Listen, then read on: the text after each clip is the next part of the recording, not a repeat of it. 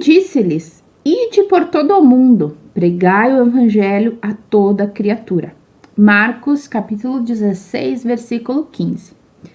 Não, eu não quero aqui te evangelizar, dizer que você tem que sair por aí falando a Bíblia para todo mundo. A não ser que você quer, claro. O que eu quero falar é sobre propósito. Propósito que move e precisa mover a sua vida, a minha vida, porque são propósitos que movem o mundo. E eu creio fortemente na premissa de que Deus une propósitos e não pessoas. Então eu quero que você entenda que esse versículo que eu trouxe aqui de início, ele vai te fazer refletir de que muitas vezes você não está tão feliz e completa porque não está cumprindo o propósito que Deus estabeleceu para a sua vida. Eu creio fortemente que o propósito de vida de todo cristão é ir por todo mundo pregar o evangelho a toda criatura. Mas, como aqui a nossa proposta é conectar os céus com o cérebro, vamos entender em questão psicológica o que o propósito faz. Mas antes vamos entender o que é propósito. Camila, eu escuto tanto essa palavra, propósito pra cá, propósito pra lá. Então vamos entender. Propósito é o que te move, é o que te dá força, é o que te direciona a algo.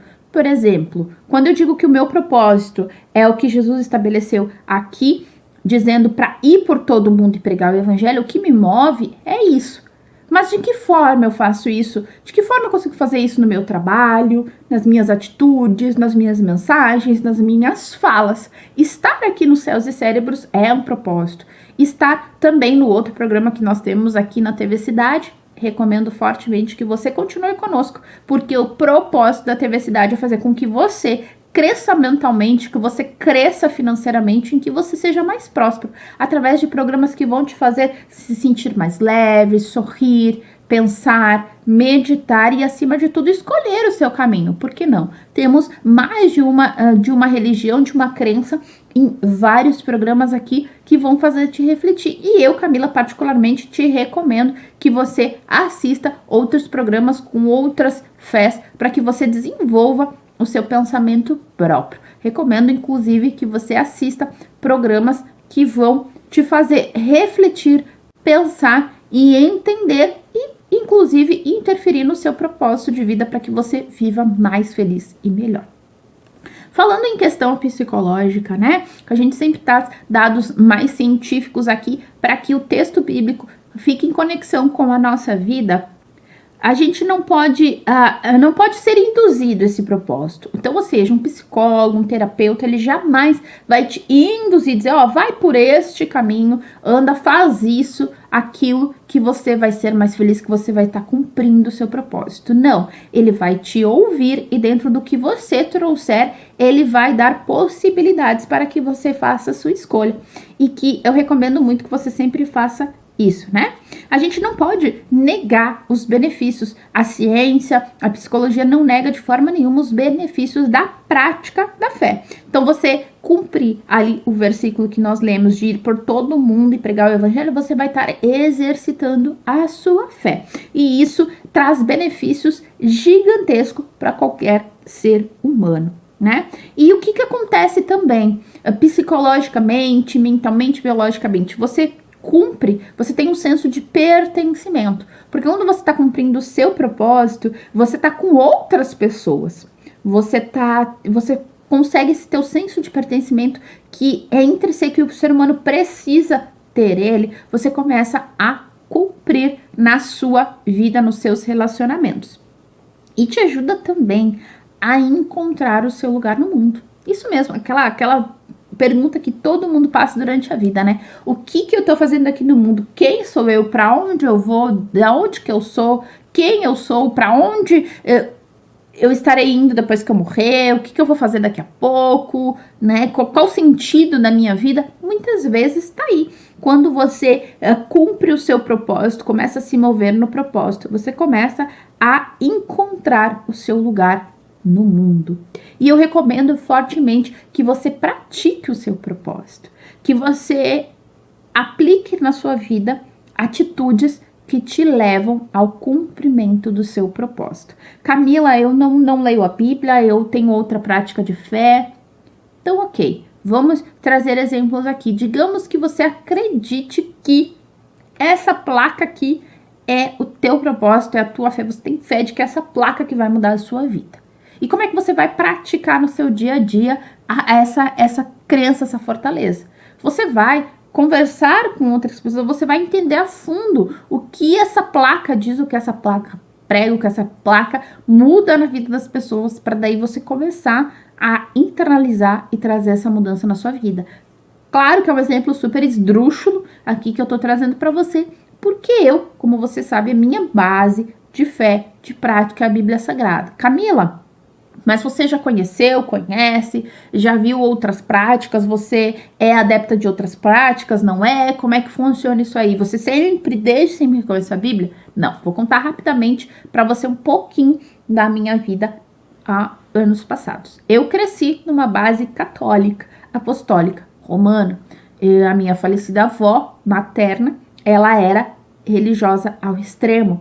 Ela dizimava na igreja católica, ela ia nas missas todos os domingos, ela fazia terço, novena, dezena, enfim, né, como eu brinco, né, milhar, enfim, nos fazia também rezar junto com ela. Nós íamos todo domingo na missa, eu ia junto para comer a pipoca no final que tinha na entrada da porta da igreja, que ela sempre comprava para nós. É algo que marcou muito a minha infância.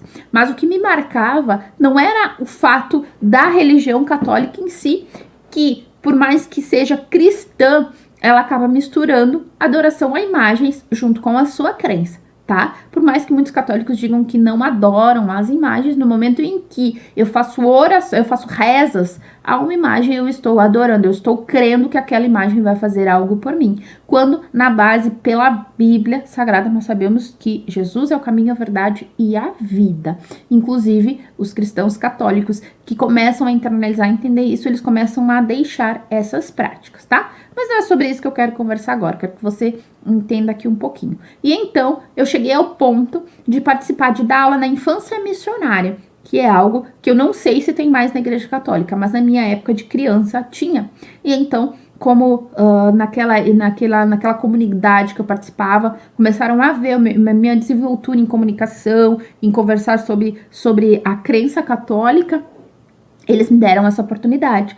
E nessa oportunidade eu dava aulinhas para as crianças, tinha livros para ser seguido, e eu comecei a ter contato a ler a Bíblia. Porque eu sempre fui uma criança que eu matava a aula, como a gente diz lá em São Paulo, né? Aqui no Sul é gazear a aula, se eu não me engano, para ir para a biblioteca da cidade. A biblioteca de Santo André é gigante, ela é linda, maravilhosa. Faz anos que eu não vou lá, mas eu quero ir de novo para trazer essa minha memória, resgatar essa memória, porque realmente era muito incrível. Eu gostava muito, passava horas lá dentro lendo e tinha que sempre, assim, me atentar, ficar olhando o relógio para não perder tempo para voltar para casa antes do horário que eu tinha que estar em casa, para não levar uma surra da minha mãe.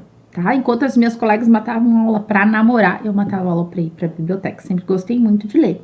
E nessas leituras eu comecei a ver que tinham coisas que não batiam com a Bíblia que estava ali. Eu tinha acesso a uma Bíblia católica, porque eu tinha que ter para dar as aulas, e lendo aquela Bíblia eu comecei a ver coisas que não batiam com a Bíblia, com a prática do que era ensinado na infância missionária e do que era praticado. Cheguei a visitar a Canção Nova com a minha avó, que é uma cidade católica. Eu fui lá, foi muito legal, muito bacana. Aquilo mexeu muito comigo também. E aí, então, nós tivemos a situação em que minha mãe começou a ter muitos pesadelos, né? E nesse tempo eu já tinha estudado um pouco de maçonaria, ou pouquíssima informação que tinha, já tinha estudado budismo, já tinha estudado Wicca, já tinha estudado esoterismo, já tinha estudado várias coisas, que como eu falei, eu matava a aula para ir para a biblioteca, às vezes eu trazia livros para ler em casa da escola, e livros de diversas coisas. Tive acesso com algumas amigas de prática da Wicca, naturalismo, espiritualismo, várias coisas desse tempo. E aí, então, até chegar o momento em que minha mãe era atormentada na hora de dormir. Ela acordava com pesadelo e quem ela visse na frente, ela atacava, porque ela via criaturas ruins, ela via demônios, enfim, ela não sabia descrever. E isso estava trazendo danos muito severos para a saúde dela e para nós. Que a gente, quando ela dormia, a gente não conseguia dormir apreensivo, sabendo que a qualquer momento ela poderia acordar com aquele pesadelo. Tentamos de tudo. Foi feito rezas, novenas, tinha um quadro bem grande, Nossa Senhora de Fátima em casa, várias coisas, e nada resolvia. E aí, então, nós começamos a fazer uma aula de inglês num determinado curso, E o dono dessa escola e professor nosso, ele é até hoje um pastor de uma igreja evangélica, uma igreja batista. E a gente não comentava, a gente sempre teve em casa essa premissa de que o que acontece em casa, fica em casa. Nós não comentávamos na escola ou com outras pessoas de fora. Mas um certo dia, esse professor chegou para nós no final da aula e disse para o meu pai: olha, nós vamos ter vendas de feijoada na igreja no final de semana e eu queria convidar a sua família para participar com a gente e traz a tua esposa, porque eu quero orar por ela. E aí então ficou aquilo na nossa cabeça, sem entender nada. Meu pai, como meu falecido pai, gostava muito de comer, né, comer bem. Eu disse: vou ajudar. E nós fomos. E aí então, esse pastor disse para minha mãe na situação que ele não ia orar por ela ali, mas que estava convidando a gente para participar do culto, que aí ele oraria por ela, enfim e tal, porque ela estava precisando. E aí então eu lembro que minha mãe brigou com a gente, falou que a gente tinha comentado alguma coisa e tal, e nós não tínhamos realmente comentado. E aí, então, quando nós chegamos na porta, naquele dia no culto, minha mãe colocou o pé, e aí, então, Deus tomou a vida daquele pastor, e ele disse: Deus me mostra que você está sofrendo disso, e descreveu tudo o que estava acontecendo na nossa casa, e com a minha mãe, coisas que nem nós sabíamos, porque ela não contava. E aí, então, a partir daquele momento, ele fez uma oração por ela e ela foi liberta e nunca mais, até hoje, a minha mãe nunca mais teve pesadelos. E isso faz mais de 20 anos. Então, eu sou prova viva de que sim, de que Deus pode usar pessoas para abençoar outras pessoas. Seja pela fé da pessoa, seja pela vontade de Deus, enfim, o que nos moveu foi isso. Então, daquele dia em diante, nós começamos a ir naquele lugar e tanto a minha mãe quanto nós fomos sendo libertos, fomos aprendendo a viver com Deus, a entender as coisas e viver conforme Deus queria. Porque o pastor impunha alguma coisa? Não, porque nós começávamos a ouvir, a ler a Bíblia. Eu já li a Bíblia 3 vezes inteira, pretendo ler mais vezes. E cada vez que eu lia, cada vez mais que eu pedia: meu Deus, eu quero entender, cada vez mais eu entendia coisas diferentes. E eu começava a ver que muitas das coisas que a gente praticava na igreja católica fazia sentido e muitas coisas não. Então foi onde nós deixamos de vez a igreja católica e fomos para a igreja evangélica e começamos a experimentar mudança de vida, mudança de atitude e mudança de muitas coisas que começaram a acontecer, né? E aí então, mesmo depois de estando na igreja evangélica, eu continuei estudando algumas outras religiões para entender e ver se eu conseguia encontrar em outras religiões base bíblica para estar com elas. Foi onde eu decidi que a minha prática de vida seria base à Bíblia Sagrada. Porque nos momentos em que eu quis viver como tal ou tal igreja vivia, eu, além de me frustrar, eu vi que humano erra. O ser humano erra. O ser humano, em sua essência, é pecador, é errante. E eu ia acabar sempre me frustrando. Mas no momento em que me voltasse para Deus, para a Bíblia Sagrada, eu não me frustraria. Porque Deus é perfeito. Deus é a perfeição em sua essência e ele não somente, ele sempre foi. Ele não tem passado, não tem futuro. Ele é, simplesmente, e ponto.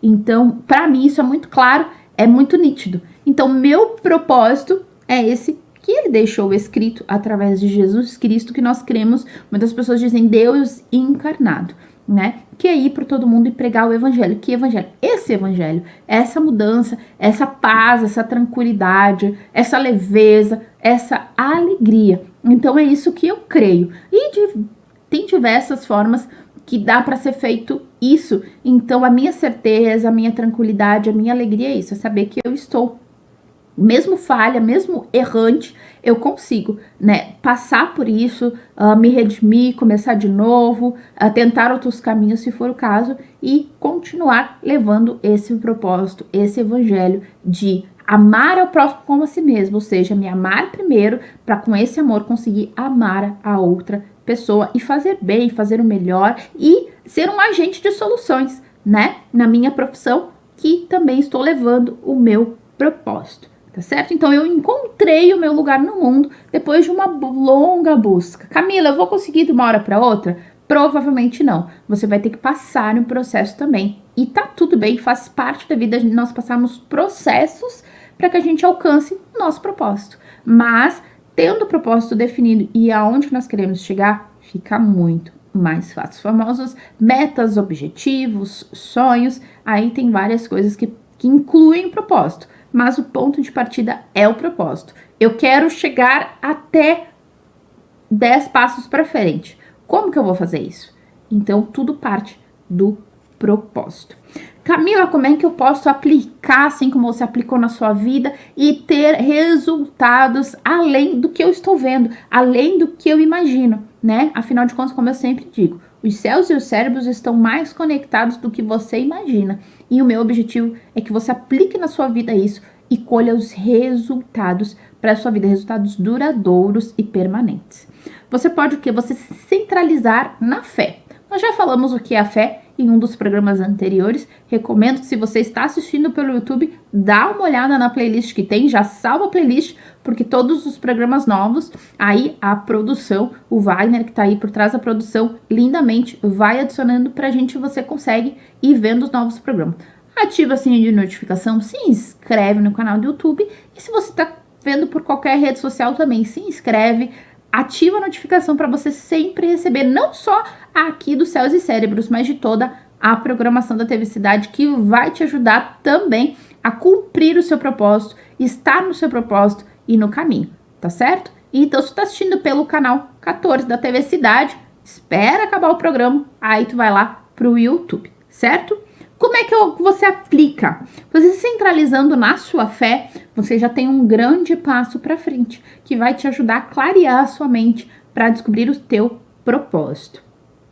Entenda o que queima o seu coração, o que queima, o que você faz na sua vida, no seu dia a dia, por outra pessoa que te deixa tão feliz, te dá um sentimento que você não sabe nem explicar, mas que você quer mais esse sentimento, você quer fazer mais daquilo. Um exemplo muito claro, Camila, o que queima meu coração é quando eu consigo fazer a outra pessoa sorrir. Meu Deus, quando eu consigo fazer uma outra pessoa sorrir, seja por um deslize meu, por uma besteira, ou numa conversa do dia a dia, cara, tu não tem noção quanto eu me sinto. Eu fico mais feliz que a pessoa. Aquilo me dá um gás, uma alegria, quando eu consigo ajudar a pessoa a resolver um problema, ou que ela aprende algo com o que eu trago. Não existe coisa melhor no mundo. Então, poder palestrar, dar aulas, poder ensinar, direcionar para mim, faz parte do meu propósito também. Isso me move, isso me motiva, isso me faz querer estar aonde eu tenho estado. Então, o propósito é o pilar central que me move e me faz com que eu continue fazendo as coisas que eu venho fazendo. Faça uma lista de como o que você ama pode ser usado para abençoar alguém. E aqui o abençoar que eu digo é como eu falei, né? Fazer a pessoa sorrir, fazer a pessoa ser melhor. De repente, para você queima o seu coração, levar uma cesta básica, uma refeição para pessoas de rua, ou ajudar um centro espírita, ajudar uma igreja, ajudar pessoas que vêm de fora, né? Como a gente tem visto muito no Brasil, essa interligação de pessoas da Venezuela, Haiti, que mais, de várias outras nacionalidades vindo para o nosso país. Então, de repente, é isso que move você e tá tudo bem. De repente, o que te move o teu coração é viajar a estrada fora, de caminhão, de ônibus, de carro, e conhecer pessoas, conhecer lugares, aumentar o teu repertório histórico, né? E tá tudo bem. Cada um tem aquilo que te move e você precisa faça uma lista, que aí você lendo, você observando, você olhando, você vai ter mais ciência e vai conseguir entender como que o teu propósito pode se ligar a essas coisas que você ama e você ter essa paz, essa tranquilidade, ter esse amor nas coisas que você faz, ter ânimo para levantar no dia seguinte, né? Algo que eu não gostava de fazer, mas hoje eu entendo que faz parte do meu propósito, é ir à academia malhar. Isso mesmo, eu nunca gostei de academia. Até o momento em que comecei a entender que o meu propósito, eu preciso que o meu corpo físico esteja bem, esteja sarado, esteja curado, para que eu consiga viver o meu propósito. Então tudo mudou. Agora eu vou com prazer, com alegria, treinar. Mesmo no dia frio que tá fazendo aqui hoje, eu vou treinar, porque eu entendo que eu preciso estar com o meu corpo físico saudável e bom para conseguir levar o meu propósito. Porque muitas vezes eu preciso ir em lugares que eu vou ter que subir morro, vou ter que subir escada, eu vou ter que andar bastante. Então imagina se eu não estiver preparada fisicamente para isso. Eu não vou conseguir e aí eu vou me frustrar. Então muitas coisas que a gente às vezes não gosta de fazer, não é nosso comum, a gente precisa e deve fazer para que o nosso propósito seja cumprido e ele continue se perpetuando. Então, vou deixar uma pergunta antes da gente terminar o programa aqui. O que você precisa fazer e agregar na sua vida para que o seu propósito seja cumprido? E lembrando, céus e os cérebros estão mais ligados do que você imagina. E assim eu me despeço de você e te aguardo no próximo Céus e Cérebros aqui na TV Cidade.